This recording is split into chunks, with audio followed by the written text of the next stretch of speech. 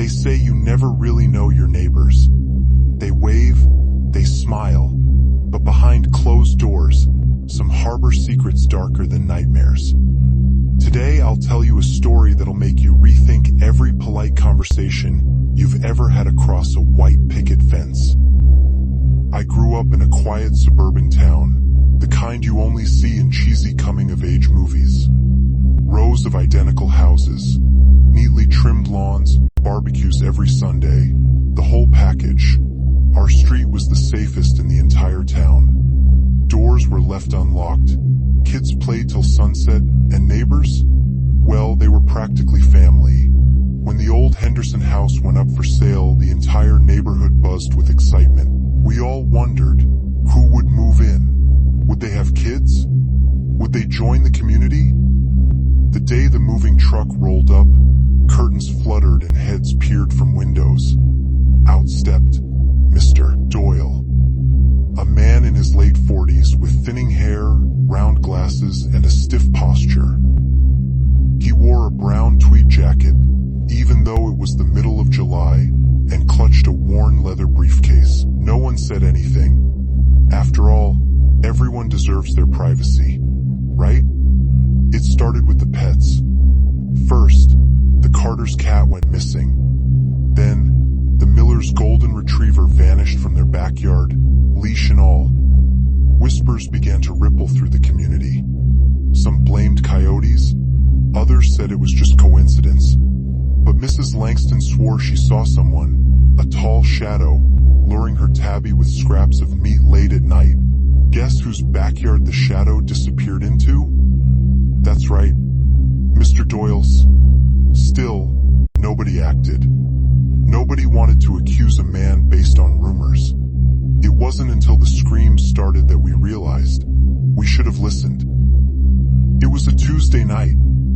I remember because I had a math test the next day, and I was supposed to be asleep early. At around 2:13 a.m., I jolted awake. A piercing, blood-curdling scream ripped through the night air. Then another, and another. They were coming from Mr. Doyle's house. I scrambled to the window, heart hammering against my ribcage. In the dim streetlight, I saw Doyle dragging what looked like a large, heavy bundle wrapped in tarp across his backyard toward the woods. He moved quickly, frantically, as if he knew someone might be watching. The next morning, nothing. No police, no tape. Not even a conversation at breakfast table. The neighborhood went about its business like nothing had happened. I told myself it was just a nightmare.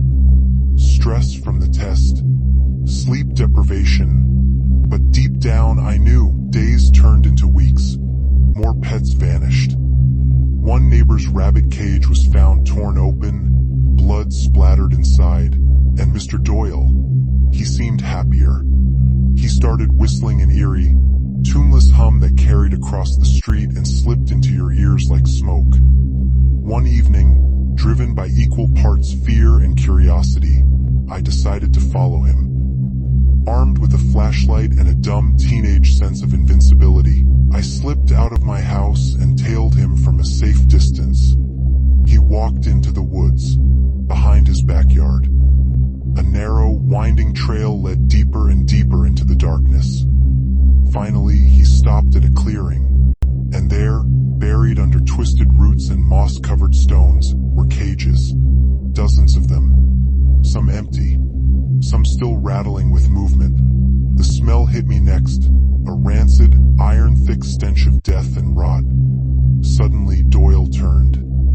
His glasses caught the moonlight, and for a brief second, I swear, his pupils were thin, vertical slits, like a snake's. I ran. I didn't stop, until I collapsed on my front lawn, gasping, shaking, crying. I tried to tell my parents. I tried to tell anyone, but nobody believed me.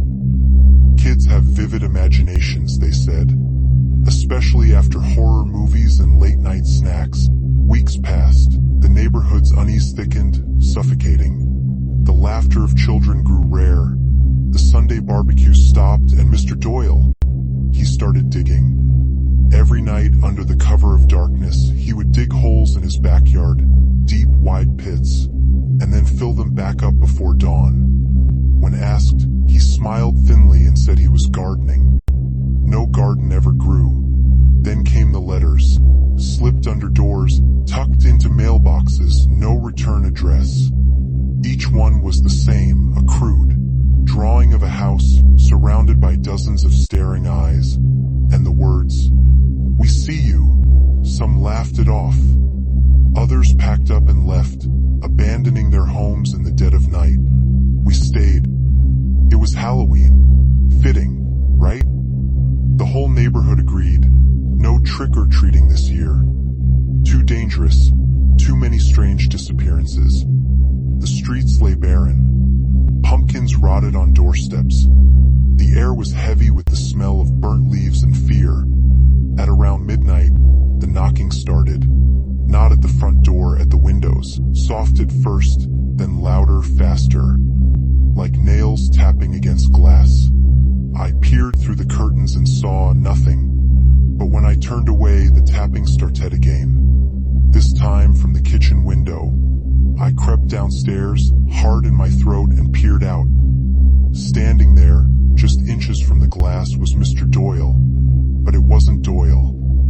His skin was stretched too tight across his face, mouth split into a grotesque, too wide grin, eyes pitch black. He lifted one hand, long, thin fingers like claws, and tapped once more.